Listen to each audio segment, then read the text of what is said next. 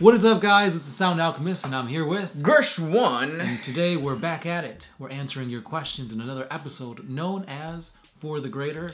Yeah. This is a video series where we answer your questions. Just comment down below, put a question in front of your question, and we get to those questions first. And that is what? Wookie810. He asks, if the Necrons ever manage to biotransfer themselves back into mortal bodies, how do you see them as a power in the galaxy, now that they can be permanently killed?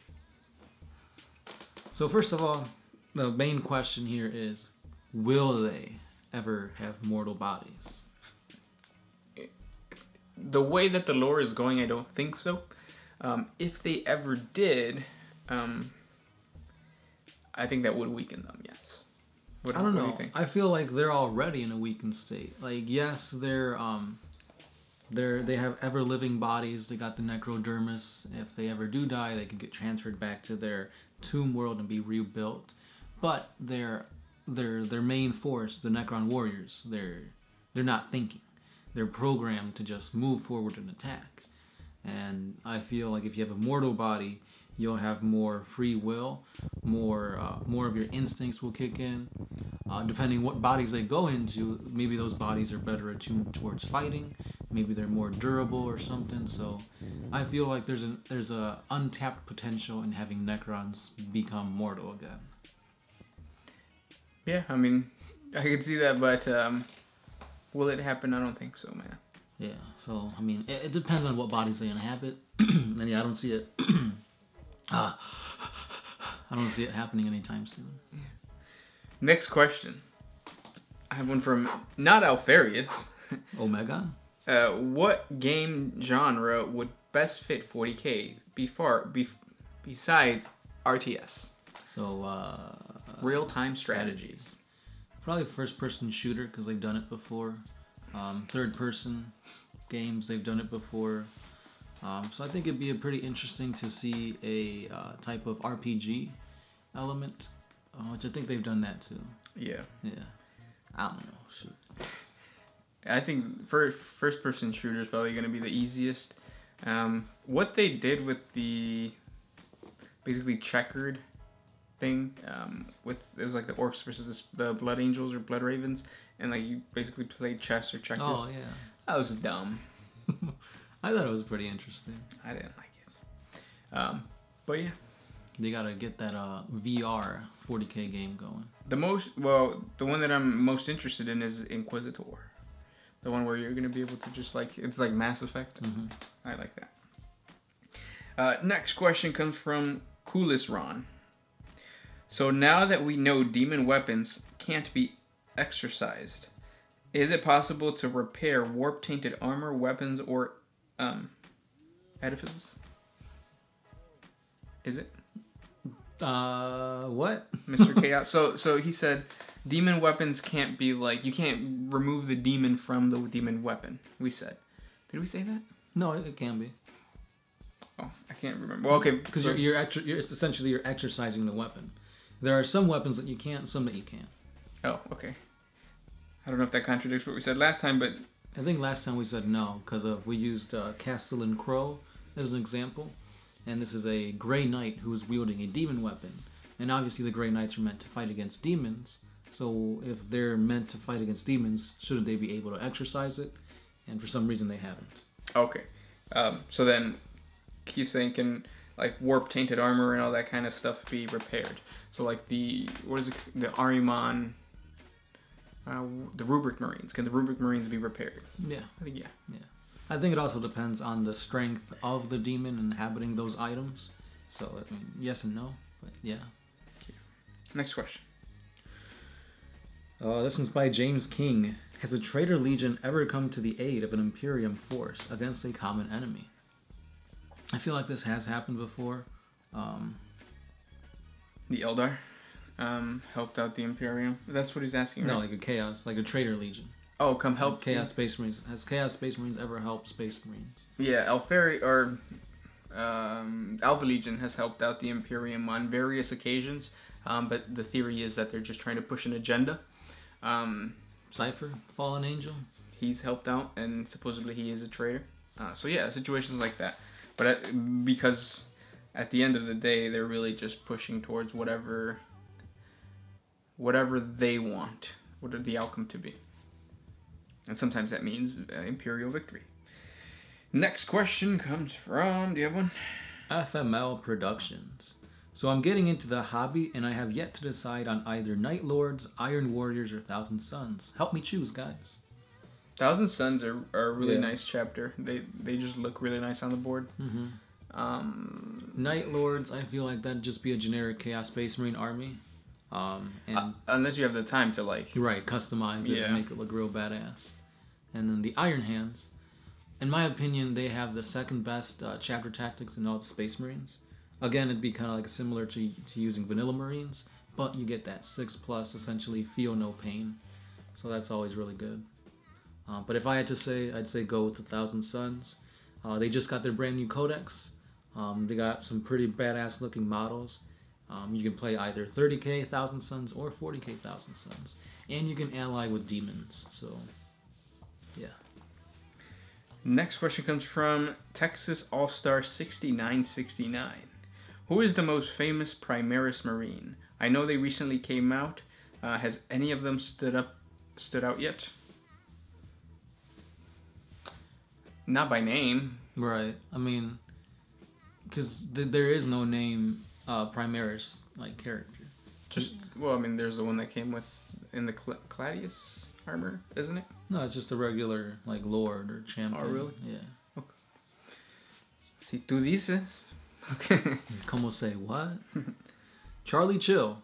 Do you guys play the Dawn of War series for PC, like Soulstorm? And have you guys tried any of the mods that were made by the community, such as the Ultimate Apocalypse and the Black Templar mod? No. Yes and no. So we did play Dawn of War back in the day. Yeah. Yeah, it was fun, but we haven't played it or touched it ever since recently. Yeah. So sorry. Next question comes from James King. Has a trader... no. Do you have one? I have one from Skylar Allen. Could an Imperial Guard General be a Psyker? He could... What could happen is that he could be a latent Psyker. So he develops the psychic ability from some traumatic event that happens on the battlefield. And if that's the case, because he is a general, he might get a little, leeway as far as surviving. So yeah. This one's by Josh Pratt. First of all, thank you for answering my last question. If it hasn't happened already, has there ever been an Orc wall that hasn't been fueled by WAAAGH energy, but from Orcas combat drugs? So a big, mean, drugged up horde of brutes. No. To say that orcs don't have WAAAGH energy is just, I don't know, like saying humans don't have intelligence. They don't. I mean, there's basic human intelligence. Orcs and orc WAAAGH energy can't be separated. That's just what oozes out of their pores, other than spores when they die. And feces, because we say that orcs don't poop, they just sweat it out. Hope that helps. Next question. This one's by Mikey. Because there's a whole bunch of M's and I's and K's and E's and Y's. Could the Tau, with their quickly advancing technology, ever tap into the webway? And if so, what would this mean for the Eldar? Who? The Tau. So yeah, the Tau tech has been increasing throughout all these years pretty quickly. And I don't think it's going to go towards the warp side of things. They're going to go look for Dolem gates and stuff like that. Yeah. Or make just really, really, really fast planes or something. Like the Necrons. Daniel Trujillo. Suwoo! Yeah, that's it. Suwoo. Next question. Volber. What video games do you guys play, and what are your favorite games? I don't really play video games. I play... He plays real life. Shooty Skies. That's an app. Shooty Skies. It's pretty fun. Right now I'm playing Overwatch and Dragon Ball Fighters. That's pretty much it.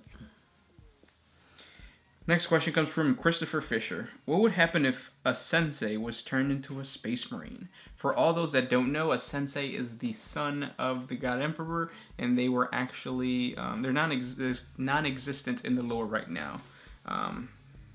It'd be a pretty badass warrior. Essentially of a Primarch, that's kind of what it'd be.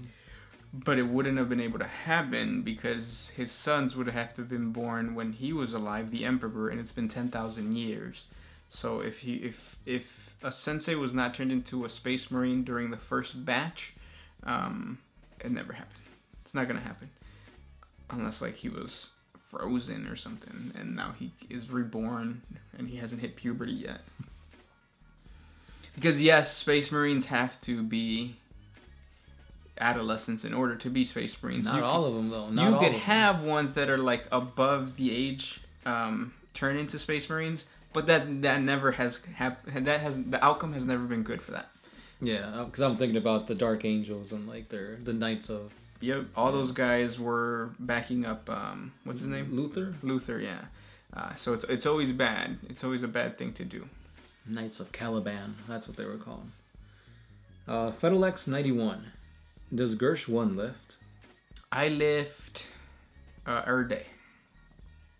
I couldn't think of anything witty, so yeah.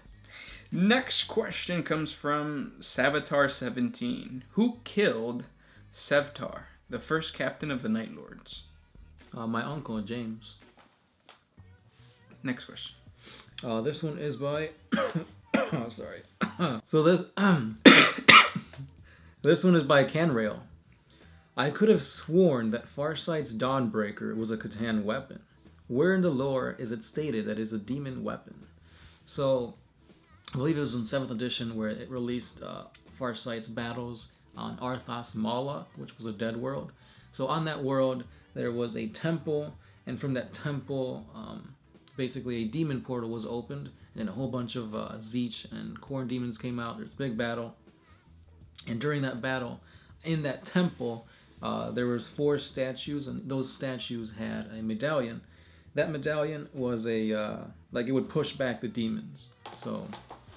And not just that, but in that same temple, that's where Farsight, when he was fighting a bloodthirster, was like pushed back through a wall, and then on another statue, the statue was holding the Dawnblade.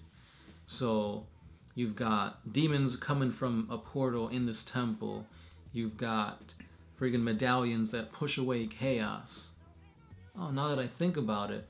Necron Tech. Necron Tech, shit. 40 Facts video coming up soon. I freaking did a 40 Facts video on that battle. Oh. Yeah, like a week ago.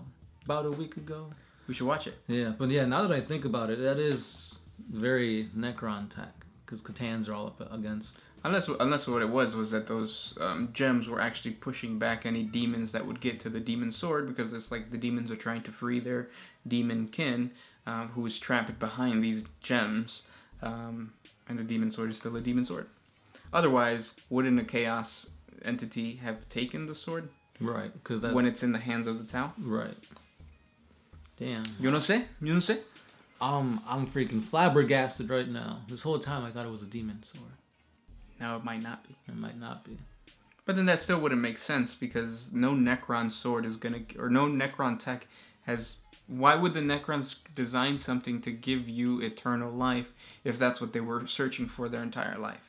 You know what I'm saying? Like the Necron tier, they wanted to live longer, which is why they became Necrons. Right. So why would they have become Necrons if they already had the tech of the sword? That's true. Same thing as if it was a Necron. The Necrons already are immortal. Why do they bother to have a sword that makes them immortal if they're already immortal? Right. So, counter argument to your Necron thing. Mm-hmm. And that's a good place to stop it. It is. So thank you guys for all these questions. Again, if you didn't get to your question this time, try again or go over to our Patreon page. Simple $1 a month gives you some extra 4th grader WAAAGH videos, and in those videos we answer each one of your questions. With that said, this was Gershwin. Sound Alchemist, we're out of here.